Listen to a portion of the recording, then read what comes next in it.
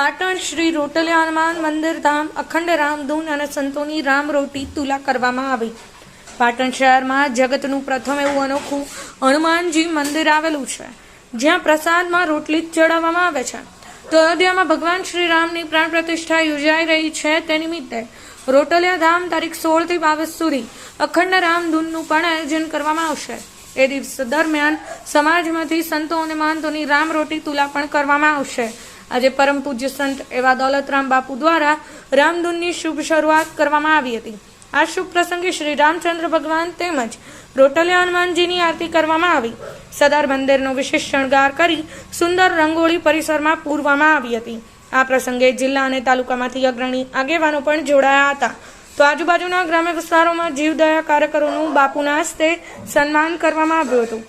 કાર્યક્રમ અંતર્ગત અખંડ રામધૂન ચાલશે, જેમાં સૌ ભાવિક ભક્તો જોડાય તેવું આહવાન રોટલિયા હનુમાન મંદિરના સંયોજક ને પાટણ એપીએમસીના ચેરમેન શ્રી સ્નેહલભાઈ પટેલ દ્વારા કરવામાં આવ્યું હતું।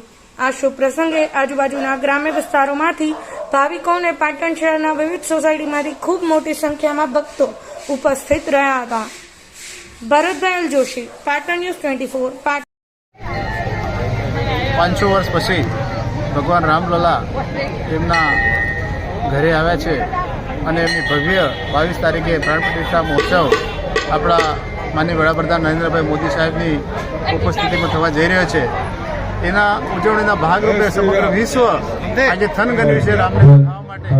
ત્યારે અહીંયા રોટલિયા હનુમાન દાદા સીધેમ સેવા ટ્રસ્ટ વતીથી સૌ અમારા સ્નેહલભાઈ પટેલ આયોજક વતીથી અમે પણ અહીંયા રોટલિયા હનુમાન દાદાએ 16 તારીખથી 22 તારીખ સુધી રામધૂન કરવાના છીએ। સિયા રામ, જય રામ, જય રામ। આજુબાજુના ગામોમાંથી સૌ લોકો આવીને અહીંયા રામધૂન કરવાના છે અને સૌ હર્ષોલ્લાસથી બધા જોડાવાના છે।